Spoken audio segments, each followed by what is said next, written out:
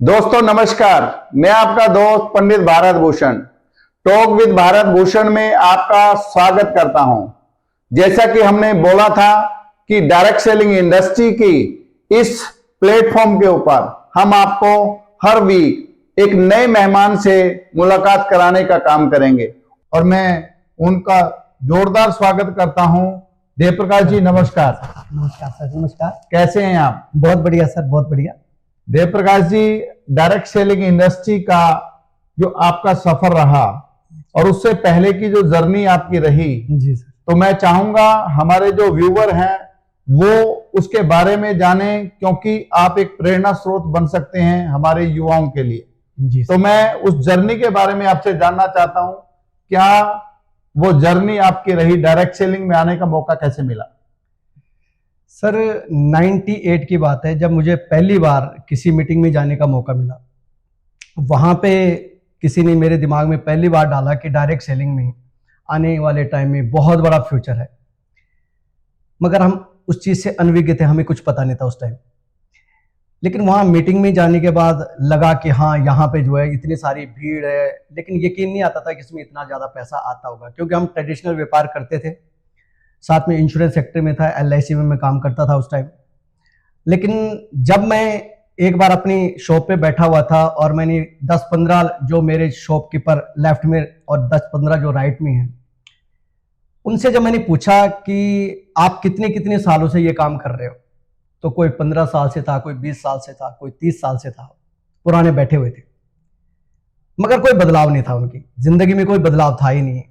जिसके पास 15 साल से था उसके पास वही मारुति 800 गाड़ी थी, और वहां थोड़े से सपने जगे थे कि यहाँ बड़ी बड़ी गाड़ी में आप घूम सकते हो, यहाँ बड़ी बड़ी जो है यहाँ आपके पास शोरूम हो सकते हैं, यहाँ आपके हर सपना साकार हो सकता है। लेकिन उस टाइम हम लोग जो है यंग थे, हमें इतना पता नहीं था। आज से तकरीबन 98 की बात, 27 साल पहले की बात है। और उस टाइम तो सिर्फ बीज डाला था दिमाग में, लेकिन ये आते आते आते आते 2009 के अंदर जी मुझे डायरेक्ट सेलिंग की एक ट्रेनिंग प्रोग्राम में जाने का मौका मिला सर। और उस ट्रेनिंग प्रोग्राम के अंदर जो है वहां कुछ सपनों के बारे में बात हुई, सपने जगाए वहां पे जो हमारे ट्रेनर थे उन्होंने, कि यहां से आपको हर वो चीज मिल सकती है विदाउट इन्वेस्टमेंट, आपका हर एक सपना यहां पे साकार हो सकता है। और हम एक ट्रेनिंग में गए और वहां पे जब हमने सारी रात को, जब हम लोग सोए नहीं उस टाइम, हमने कहा कि क्या सच में ऐसा हो सकता है। वहां पे बहुत सारे लोग थे कि हमने इतने लाख कमाए, हमने इतने करोड़ कमाए, हमने इतना ऐसा ऐसा अपना स्टेटस बनाया, पहले हम इतने गरीब थे अब हम इतने अमीर हो गए। तो फिर मेरा दिल नहीं लगा सर। फिर जो ट्रेडिशनल व्यापार है वो धीरे धीरे धीरे धीरे छूटता गया, और फिर हम लोग उन संगत में चले गए उन लोगों की जिन्होंने बहुत गरीब होते थे, और एक अचानक वो गाड़ी में आते हैं कुछ टाइम बाद, 4 महीने 6 महीने के बाद। और जब वो गाड़ियां देखी हमने तो फिर सारी रात को वो गाड़ियां दिखती थी और कुछ दिखता ही नहीं था। कि मतलब यूं कहें कि आप डायरेक्ट सेलिंग से पहले आप एक शॉपकीपर थे, आप इंश्योरेंस सेक्टर में अपने हाथ आजमा चुके थे। जी सर जी। और जब आपने डायरेक्ट सेलिंग में कुछ अचीवरों को देखा, जी उनकी गाड़ी, लंबी लंबी गाड़ियों को देखा, जी सर। तो कहीं ना कहीं आपके मन में भी ये आया कि कल को मेरी भी ये लंबी लंबी गाड़ियां हो सकती है। जी सर जी। तो क्या ये सपना, आपका सपना जो बन गया वो उनको देख करके बना? बिल्कुल सर, उनको देख के बना। मैं लगभग तय कर चुका था कि मुझे अब ट्रेडिशनल मार्केट में नहीं रहना है। मैं जब उन लोगों को देखता था जो गरीब घर से आए थे, वो बड़ी बड़ी गाड़ियों में घूमने लगे, तो मैंने कहा मैं इसकी शुरुआत करूंगा और डायरेक्ट सेलिंग में रहूंगा। पर घर वाले सपोर्ट नहीं करते थे। घर वाले बोलते थे ये कहाँ मेंबर बनाने का है, धंधा है, ये नहीं है, ये तो उन लोगों का काम है जिनके पास कोई कारोबार नहीं है, जो जिनके पास कोई काम धंधा नहीं है, जो निकम्मे है, ये उनका काम है। ये जो स्टैंडर्ड वाले लोग हैं, जो इज्जत वाले लोग हैं, वो इनका काम नहीं है ये। लेकिन दिमाग के अंदर कीड़ा घर वालों के नहीं, हमारे को समझ आया था कि ये काम है तो सिर्फ ड्रीमर लोगों का है, ये घर वालों के बस का बात नहीं, नहीं इनको समझा सकता कोई, ना इनको समझाने में अपना टाइम वेस्ट करूंगा। जैसे डायरेक्ट सेलिंग में आप आए, आने के बाद कितना आसान रहा डायरेक्ट सेलिंग में आकर के और यहां तक आना? सर देखा जाए तो लोग कहते हैं ये मुश्किल काम है, लेकिन मुझे सबसे आसान काम डायरेक्ट सेलिंग लगी, सच बताऊं सर। क्योंकि दुकानदारी में कर्जे के नीचे दब दब के हमारी आदत पड़ चुकी है, इसलिए हम वो आसान लगता है। रोजमर्रा की जिंदगी में हमें वो गरीबी में रहने की आदत पड़ जाती है, वो हमें आसान लगता है क्योंकि आदत पड़ जाती है। यहां अचानक जब कोई चीज मिलती है और उसको देख के हम भी जल्दी जल्दी किसी को देख के, कामयाब आदमी को देख के हम भी जो है डिसीजन लेते हैं कि हम भी इसकी तरह बने और जल्दी से छलांग मार लेते हैं, लेकिन आदत नहीं पड़ी होती है, एक्सपीरियंस नहीं होता है। तो जिस चीज की आदत नहीं पड़ी होती है, जैसे मान लीजिए कि अगर कोई व्यक्ति सिगरेट पीता है और उसको आप बोलोगे तुझे तेरे बच्चे की कसम है सिगरेट छोड़ दो, तो ऐसा नहीं होगा कि वो अगले दिन से सिगरेट छोड़ देगा जी। मगर यहां पे जब आदमी छलांग मारता है तो उसको तजुर्बा नहीं होता है और 2-4 लोगों के साथ बात करता है और वो लोग उसको जो है बिल्कुल नेगेटिव कर देते हैं और उसको लगता है ये बहुत मुश्किल है, उसकी मजाक उड़ाते हैं और उसको मजाक सहने की भी आदत नहीं होती है, ट्रेनिंग उसने कुछ कर नहीं रखी होती है। और बिना ट्रेनिंग के जब भी हम किसी के पास जाएंगे तो सर वहां से खाली हाथ आएंगे। पर मुझे कभी भी ऐसा महसूस हुआ ही नहीं आज तक कि हाँ ये काम मुश्किल है।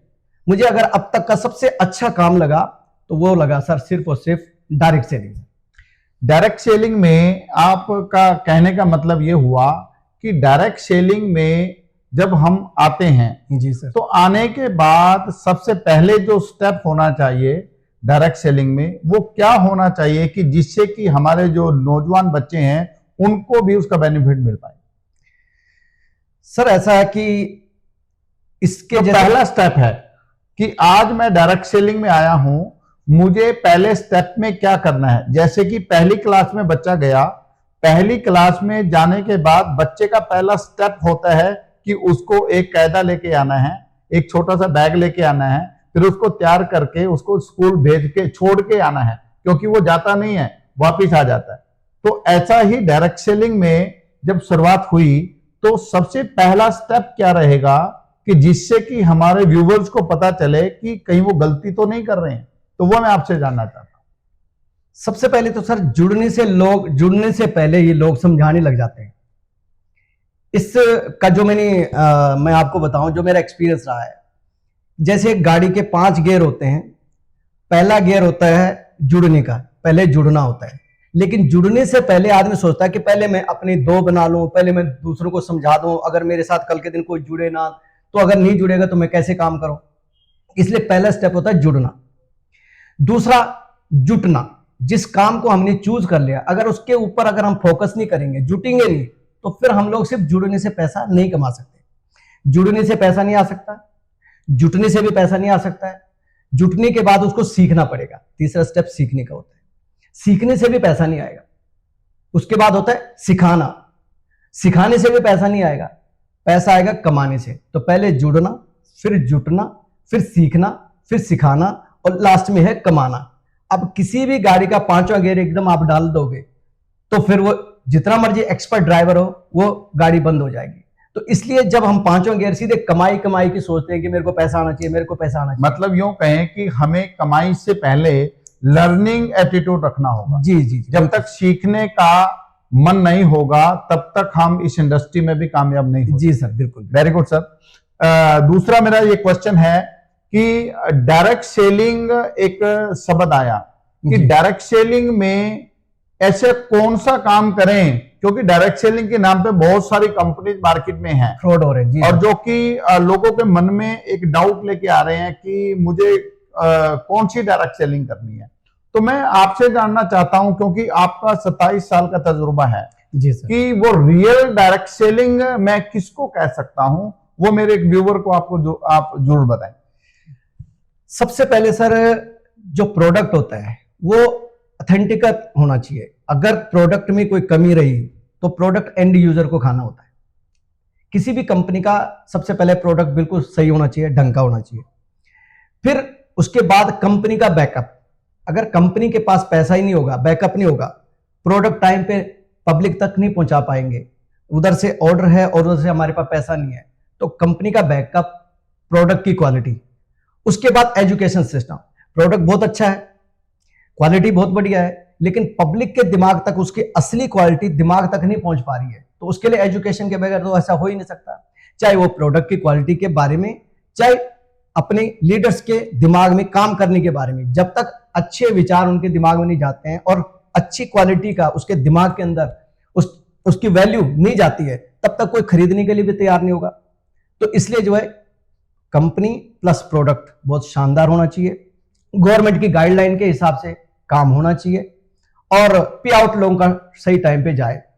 मतलब हम ये समझें कि रियल डायरेक्ट सेलिंग इंडस्ट्री में अगर मुझे जुड़ना है तो मुझे सबसे पहले कंपनी के प्रोडक्ट के बारे में जानना होगा कि प्रोडक्ट क्या है, क्या वो लोगों की जरूरतों को पूरा कर रहा है, उनकी जो भी प्रॉब्लम है उनको ठीक कर रहा है। दूसरा हम ये जाने कि कंपनी का बैकअप अच्छा होना चाहिए, कि कंपनी के पास ऐसा कुछ होना चाहिए कि जिसको हम सपोर्ट कर पाए। तीसरा हम ये जाने कि कंपनी का एजुकेशन सिस्टम जो है वो मजबूत होना चाहिए, जिसमें कि हमारे जो युवा हैं वो आकर के उसको सीख पाए। जी बिल्कुल। तो वेरी गुड सर, आपने बहुत अच्छी जानकारी दी और इससे युवाओं को बहुत अच्छी प्रेरणा मिलेगी। तीसरा मेरा क्वेश्चन देव प्रकाश जी आपसे ये है कि जैसे आप डायरेक्ट सेलिंग में आए, उससे पहले आप शॉपकीपर थे, इंश्योरेंस का आपका काम रहा, तो अचानक डायरेक्ट सेलिंग को लेकर के इतनी पॉजिटिविटी उन लोगों को देख करके आई या अपने अंदर ही कुछ एक मोटिवेशन था? सर जहां मेरी शॉप थी उसके पीछे एक लड़का था 18 साल का, वो रेंजर साइकिल पे आया था। जब मैंने पहली बार उनको देखा, वो बिल्कुल एक कमरे में किराए पे रहते थे और जब फर्स्ट मुलाकात हुई थी, किसी ने करवाए थे, तो उन्होंने कहा ये हमारी अपलाइन है और वो हमें गाड़ी के बारे में बताने लग गया कि यहां से ये गाड़ी आएंगी, ये गाड़ी आएंगी। तो उस टाइम हमने उनकी जम के मजाक उड़ाई कि साइकिल पे आने वाला व्यक्ति हमें गाड़ी के सपने दिखा रहा है और हमारे पास उस टाइम मोटरसाइकिल था। लेकिन सर 4-5 महीने के अंदर सच में वो अपनी स्कोडा गाड़ी में मेरे पास आए, तो उस टाइम सर मेरे दिमाग में बिल्कुल क्लिक कर गया कि नहीं, ये काम के अंदर दम है।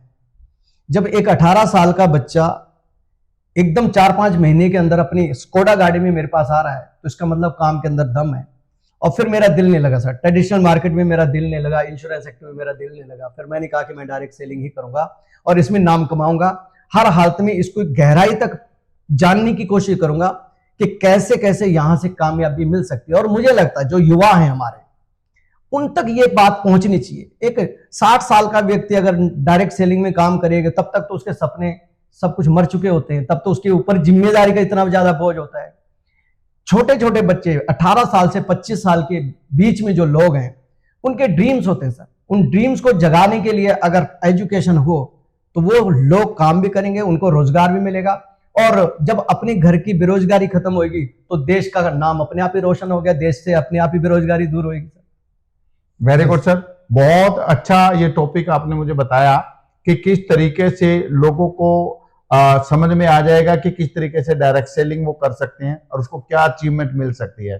तो हमारे जो यूथ है, आज का जो यूथ है, वो नौकरी की तरफ ज्यादा जा रहा है। जी सर। उनकी पढ़ाई अच्छी है, उनकी स्किल अच्छी है, वो पढ़ने में बहुत अच्छे रहे। आज नंबर की अगर बात करें तो 99% भी लेके आ रहे हैं, लेकिन वो नौकरी की तरफ जा रहे हैं। और जबकि हमें पता है कि नौकरी आज बहुत मुश्किल से मिलती है, तो ऐसे में उन युवाओं को आप क्या मैसेज देना चाहेंगे? डायरेक्ट सेलिंग के बारे में आप उनको क्या कहना चाहेंगे? असली में सर, जॉब के लिए जब कोई भी व्यक्ति जाता है तो वो अपने प्रैक्टिस करके जाता है। बचपन से उसको सिखाए जाते हैं अच्छी पढ़ाई पढ़ोगे तो अच्छी जॉब मिलेगी। लेकिन डायरेक्ट सेलिंग की अभी तक कोई भी ऐसी पढ़ाई पढ़ के वो बंदा जाता नहीं है जिससे उसका माइंड सेट हो पाए। और अभी जैसे गवर्नमेंट सारी सपोर्ट कर रही है, अगर यही सपोर्ट हमसे अगर 20 साल पहले होता तो इस टाइम शायद बेरोजगार ना होता कोई व्यक्ति, उसके सारे ड्रीम्स फुलफिल हो चुके होते।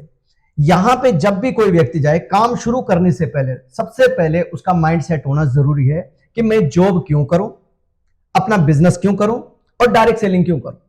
जॉब करने के लिए बंदों के पास बहुत अच्छा स्किल है। जो आदमी आज 80,000 रुपए महीना कमाने के लिए जो लाइन पे लगा हुआ कि मेरी सैलरी अच्छी होनी चाहिए, उसको यहां से 5-5, 6-6, 8-8, 10-10 लाख रुपए महीना मिल सकता है। उसके अंदर स्किल है, उसके अंदर योग्यता है, काबिलियत है उसके अंदर, मगर वो कहां अपने आप को बांध चुका है, एक दायरे के अंदर, लक्ष्मण रेखा के अंदर वो अपने आप को बांध चुका है।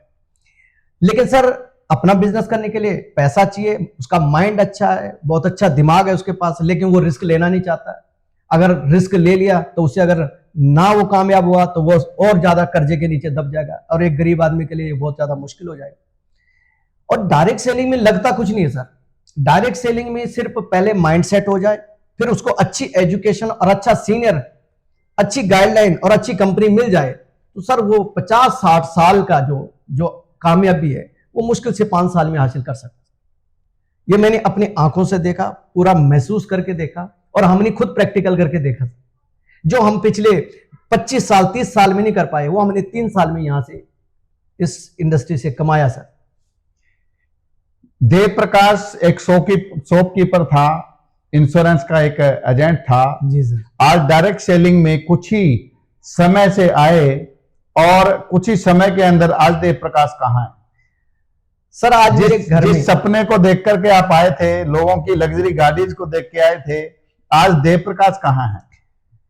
सर मैं लोगों को देख के आया जरूर था, जो मेरे सपने थे आज मेरे घर में हर चीज अगर है तो बच्चे अगर अच्छे एजुकेशन ले रहे हैं तो डायरेक्ट सेलिंग की बदौलत ले रहे हैं। आज मैं इस इंडस्ट्री से 9 गाड़ियां अचीव कर चुका हूं। इसके अलावा 2 घर में बना चुका हूं सर यहां से चंडीगढ़ के अंदर, और देश विदेश की यात्रा इससे कर चुका हूं। तो सब कुछ तो हो गया सर। अब तो एक ही ड्रीम है, जिन लोगों के सपने अधूरे रह गए हैं, हमारे जैसे बहुत सारे लोग हैं जिनके सपने अधूरे हैं, उन लोगों के सपने पूरे करने हैं सर। यही मेरा अब ड्रीम है, लोगों को सही दिशा दिखानी है।